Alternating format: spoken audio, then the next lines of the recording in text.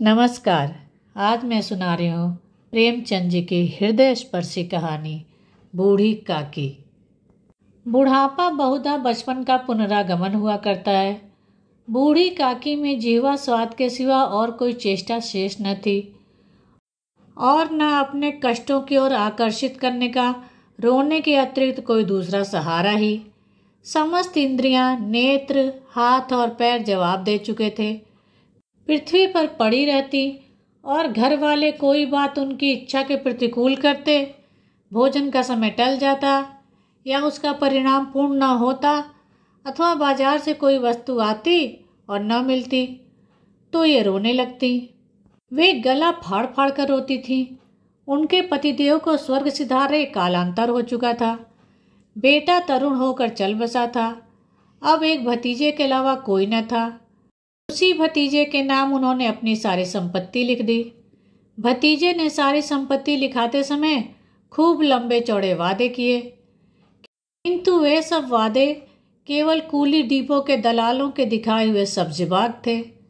यद्यपि उस संपत्ति की वार्षिक आय 150-200 रुपये से कम न थी, तथापि बूढ़ी काकी को पेट भर भोजन भी कठिनाई से मिलता था। इसमें उनके भतीजे पंडित बुद्धिराम का अपराध था अथवा उनकी अर्धांगिनी श्रीमती रूपा का, इसका निर्णय करना सहज नहीं।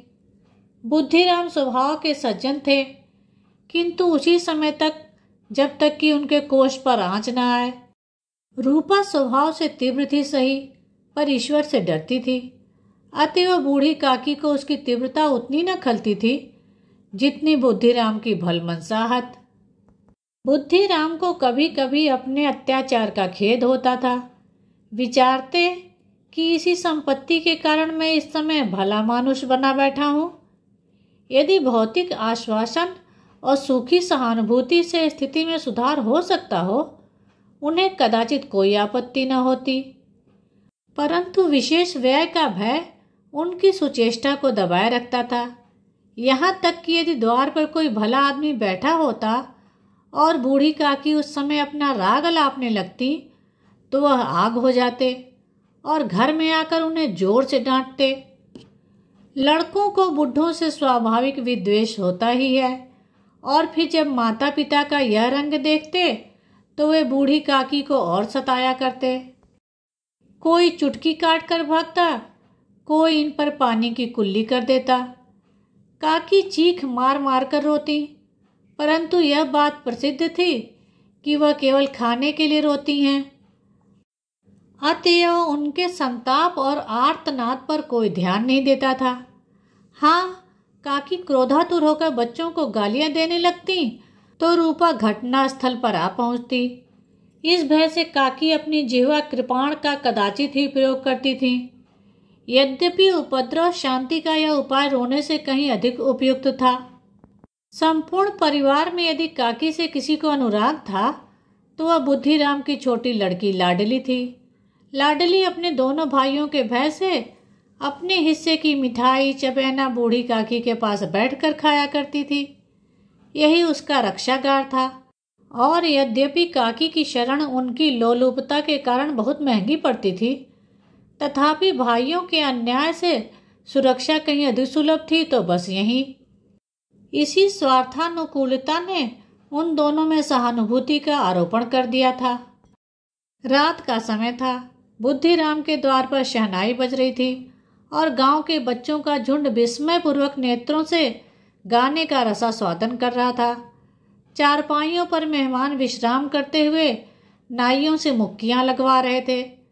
समीप खड़ा भाट बिरुदावली सुना रहा था और कुछ भावज्ञ मेहमानों की वाह वाह पर ऐसा खुश हो रहा था मानो इस वाह वाह का यथार्थ में वही अधिकारी है। दो एक अंग्रेजी पढ़े हुए नवयुवक इन व्यवहारों से उदासीन थे। वे इस गंवार मंडली में बोलना अथवा सम्मिलित होना अपनी प्रतिष्ठा के प्रतिकूल समझते थे। आज बुद्धिराम के बड़े लड़के मुखराम का तिलक आया है। यह उसी का उत्सव है। घर के भीतर स्त्रियां गा रही थीं और रूपा मेहमानों के लिए भोजन में व्यस्त थी। भट्टियों पर कड़ाह चढ़ रहे थे। एक में पूरियां कचौरियां तली जा रही थी, दूसरे में अन्य पकवान बनते थे। एक बड़े हंडे में मसालेदार तरकारी पक रही थी। घी और मसाले की क्षुधावर्धक सुगंधी चारों ओर फैली हुई थी।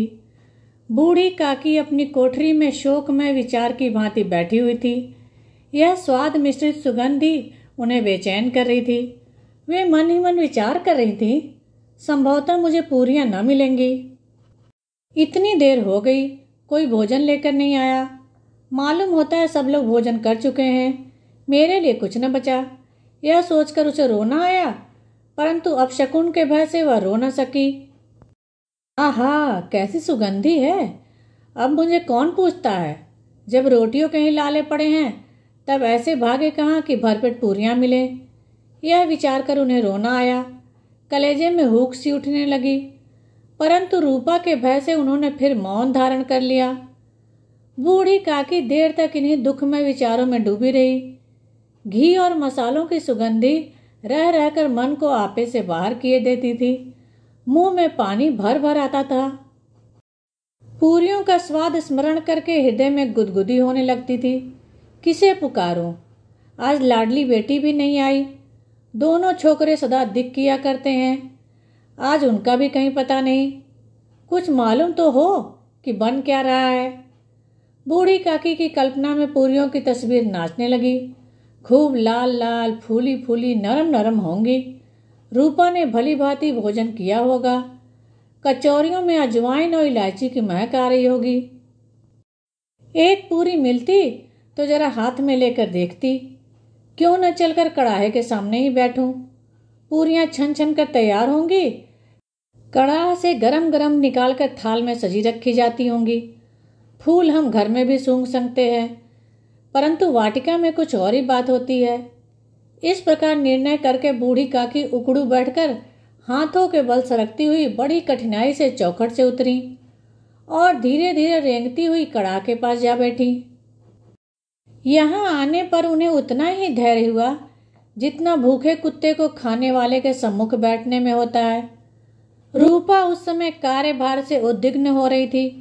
कभी इस कोठे में जाती, कभी उस कोठे में, कभी कड़ाह के पास जाती, कभी भंडार में जाती। किसी ने बाहर से आकर कहा, महाराज ठंडई मांग रहे हैं। ठंडई देने लगी। इतने में फिर किसी ने आकर कहा, भाट आया है, उसे कुछ दे दो। भाट के लिए सीधा निकाल रही थी कि एक तीसरे आदमी ने आकर पूछा, अभी भोजन तैयार होने में कितना विलंब है। बेचारी अकेली स्त्री दौड़ते दौड़ते व्याकुल हो रही थी, झुंझलाती थी, कुड़ती थी, परंतु क्रोध प्रकट करने का अवसर न पाती थी। भय होता कहीं पड़ोसी ने यह न कहने लगे, इतने में उबल पड़ी।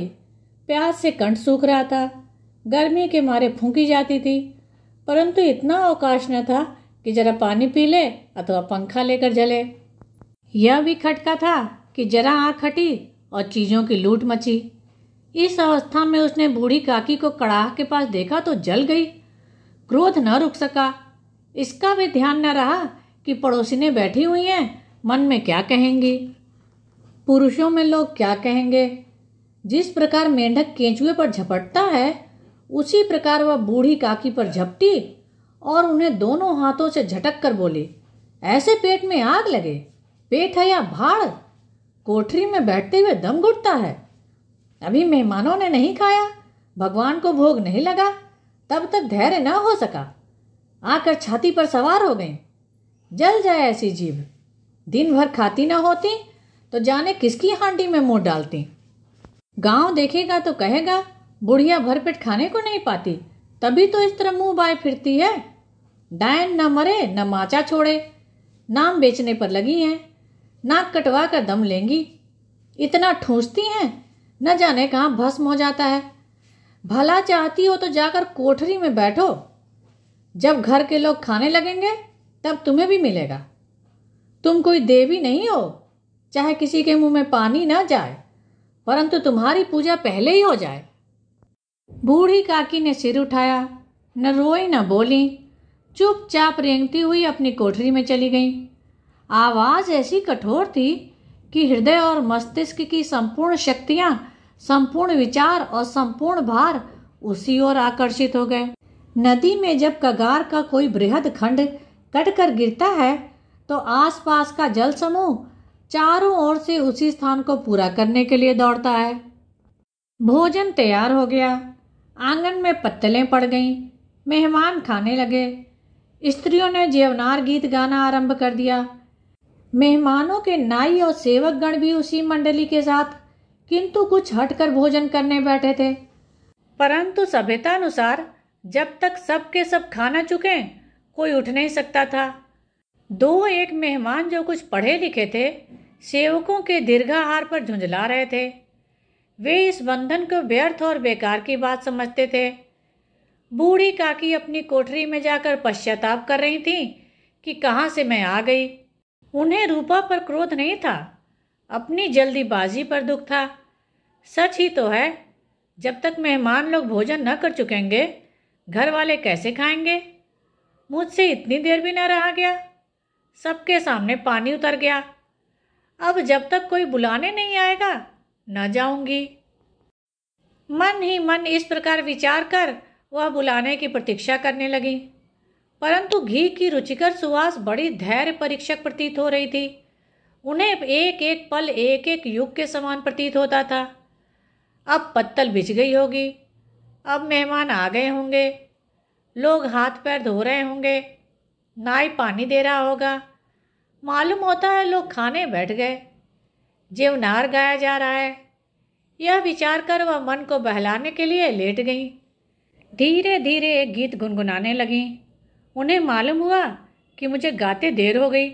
क्या इतनी देर तक लोग भोजन ही कर रहे होंगे? किसी की आवाज़ सुनाई नहीं देती। अवश्य ही लोग खा पी कर चले गए। मुझे कोई बुलाने नहीं आया। रूपा चिढ़ गई है, क्या जाने न बुलाए। सोचती होगी आप ही आवेंगी। वह कोई मेहमान तो है नहीं जो उन्हें बुलाऊं। बूढ़ी काकी चलने को तैयार हुई। यह विश्वास कि 1 मिनट में पूरियां और मसालेदार तरकारियां सामने आएंगी उनकी स्वादेंद्रियों को गुदगुदाने लगा। उन्होंने मन में तरह तरह के मंसूबे बांधे। पहले तरकारी से पूरियां खाऊंगी, फिर दही और शक्कर से। कचौरियां रायते के साथ मज़ेदार मालूम होंगी। चाहे कोई बुरा माने चाहे भला, मैं तो मांग मांग कर खाऊंगी। यही न लोग कहेंगे कि इन्हें विचार नहीं। कहा करें, इतने दिन के बाद पूरियां मिल रही हैं तो मुंह जूठा करके थोड़े उठ जाऊंगी। वह उकड़ू बैठकर सरकते हुए आंगन में आई। परंतु हाय दुर्भाग्य, अभिलाषा ने अपने पुराने स्वभाव के अनुसार समय की मिथ्या कल्पना की थी। मेहमान मंडली अभी तक बैठी हुई थी। कोई खाकर उंगलियां चाटता था, कोई तिरछे नेत्रों से देखता था कि लोग अभी खा रहे हैं या नहीं। कोई इस चिंता में था कि पत्तल पर पूरियां छूटी जाती हैं, किसी तरह इन्हें भीतर रख लेता। कोई दही खाकर चटकारता था, परंतु दूसरा दोना मांगते संकोच करता था। इतने में बूढ़ी काकी रेंगती हुई उनके बीच में आ पहुंची। कई आदमी चौंक कर उठ खड़े हुए, पुकारने लगे, अरे यह बुढ़िया कौन है? यहाँ कहाँ से आ गई? देखो किसी को छू ना दे। पंडित बुद्धिराम काकी को देखते ही क्रोध से तिलमिला गए। पूरियों का थाल लिए खड़े थे। थाल को जमीन पर पटक दिया और जिस प्रकार निर्दयी महाजन अपने किसी बेईमान और भगोड़े कर्जदार को देखते ही उसका टेंटुआ पकड़ लेता है, उसी तरह लपक कर उन्होंने काकी के दोनों हाथ पकड़े और घसीटते हुए लाकर उन्हें अंधेरी कोठरी में धम्म से पटक दिया। आशा रूपी वाटिका लू के एक झोंके में विनष्ट हो गई। मेहमानों ने भोजन किया, घर वालों ने भोजन किया, बाजे बजे, धोबी चमार भी भोजन कर चुके, परंतु बूढ़ी काकी को किसी ने न पूछा। बुद्धिराम और रूपा दोनों ही बूढ़ी काकी को उनकी निर्लज्जता के लिए दंड देने का निश्चय कर चुके थे। उनके बुढ़ापे पर, दीनता पर, हत ज्ञान पर किसी को करुणा न आई। अकेली लाडली उनके लिए कुढ़ रही थी। लाडली को काकी से अत्यंत प्रेम था। बेचारी भोली लड़की थी। बाल विनोद और चंचलता की उसमें गंध तक न थी। दोनों बार जब उसके माता पिता ने काकी को निर्दयता से घसीटा तो लाडली का हृदय ऐंठ कर रह गया। वह झुंझला रही थी कि हम लोग काकी को क्यों बहुत सी पूरियां नहीं देते। क्या मेहमान सबके सब खा जाएंगे? और यदि काकी ने मेहमानों से पहले खा लिया तो क्या बिगड़ जाएगा? वह काकी के पास जाकर उन्हें धैर्य देना चाहती थी, परंतु माता के भय से न जाती थी। उसने अपने हिस्से की पूरियां बिल्कुल न खाई थी, अपनी गुड़िया की पिटारी में बंद करके रखी थी। उन पूरियों को काकी के पास ले जाना चाहती थी। उसका हृदय अधीर हो रहा था। बूढ़ी काकी मेरी बात सुनते ही उठ बैठेंगी, पूरियां देखकर कैसी प्रसन्न होंगी, मुझे खूब प्यार करेंगी। रात के 11 बज गए थे। रूपा आंगन में पड़ी सो रही थी। लाडली की आंखों में नींद न आती थी। काकी को पूरियां खिलाने की खुशी उसे सोने न देती थी। उसने गुड़ियों की पिटारी सामने रखी थी। जब विश्वास हो गया कि अम्मा सो रही हैं, तो वह चुपके से उठी और विचारने लगी, कैसे चलूं? चारों ओर अंधेरा था। केवल चूल्हों में आग चमक रही थी और चूल्हों के पास एक कुत्ता लेटा हुआ था। लाडली की दृष्टि सामने वाले नीम पर गई।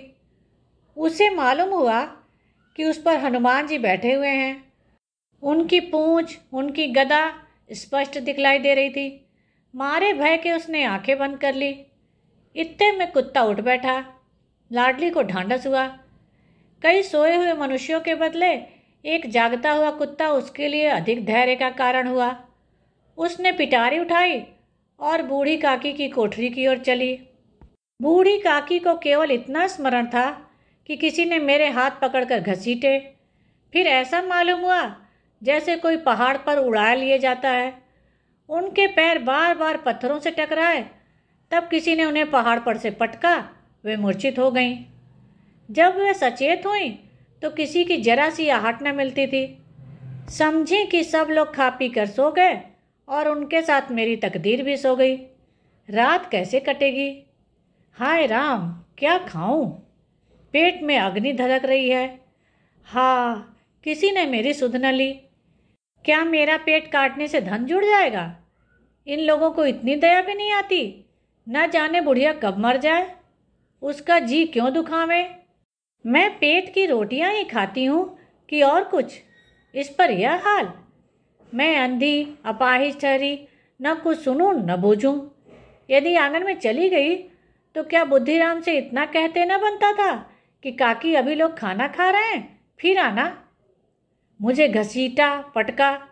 उन्हीं पूरियों के लिए रूपा ने सबके सामने गालियां दी। उन्हीं पूरियों के लिए इतनी दुर्गति करने पर भी उनका पत्थर का कलेजा न पसीजा। सबको खिलाया, मेरी बात तक न पूछी। यह विचार कर निराशा में संतोष के साथ काकी लेट गई। ग्लानि से गला भर आता था, परंतु मेहमानों के भय से रोती न थी। सहसा कानों में आवाज आई, काकी उठो, मैं पूरियां लाई हूं। काकी ने लाडली की बोली पहचानी, चटपट उठ बैठी। दोनों हाथों से लाडली को टटोला और उसे गोद में बिठा लिया। लाडली ने पूरियां निकाल कर दी। काकी ने पूछा, क्या तुम्हारी अम्मा ने दी हैं? लाडली ने कहा, नहीं, यह मेरे हिस्से की हैं। काकी पूरियों पर टूट पड़ी। 5 मिनट में पिटारी खाली हो गई।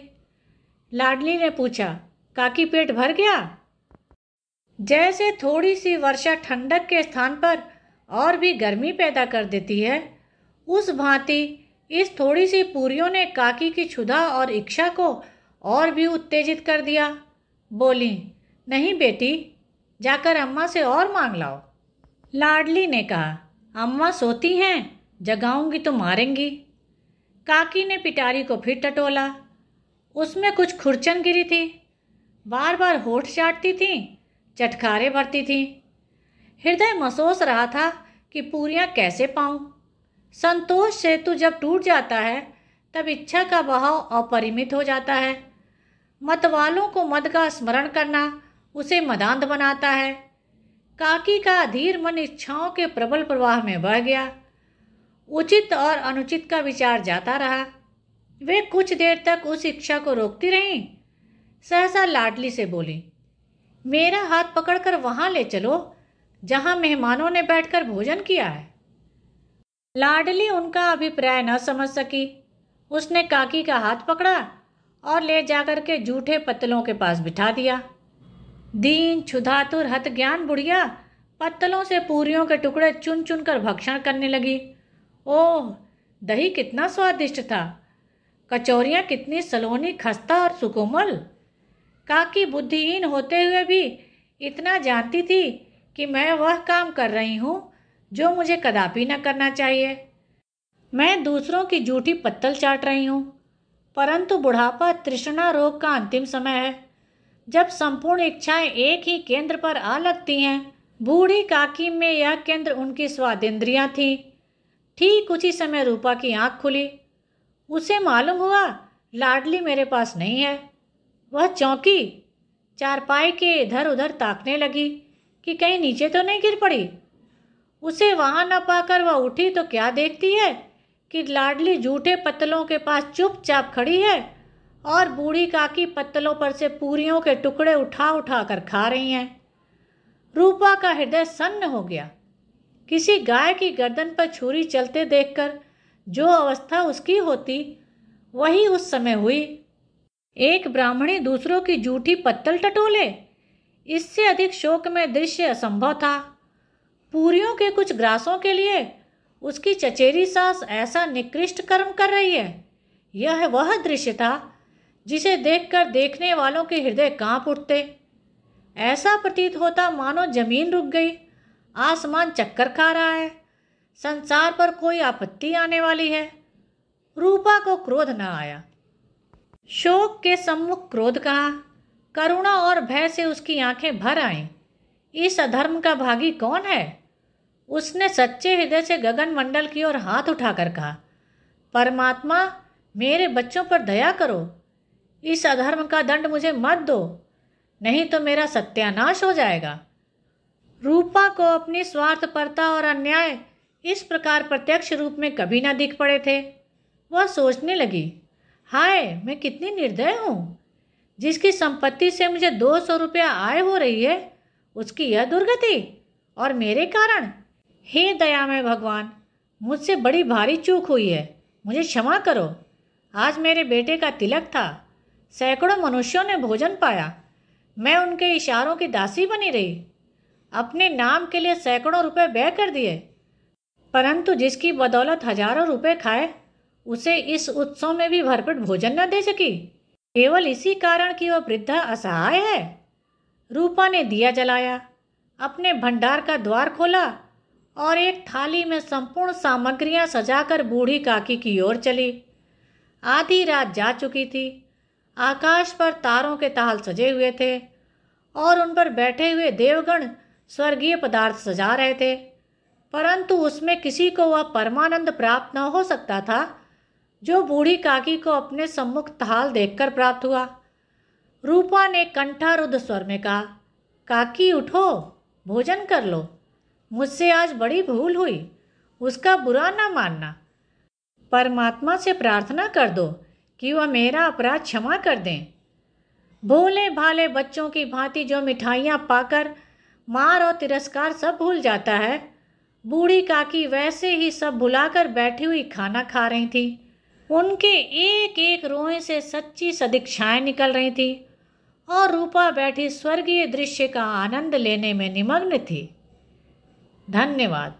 मेरे चैनल को लाइक करें, शेयर करें और सब्सक्राइब करें, जिससे सभी कहानियाँ आपको समय पर मिल जाएं।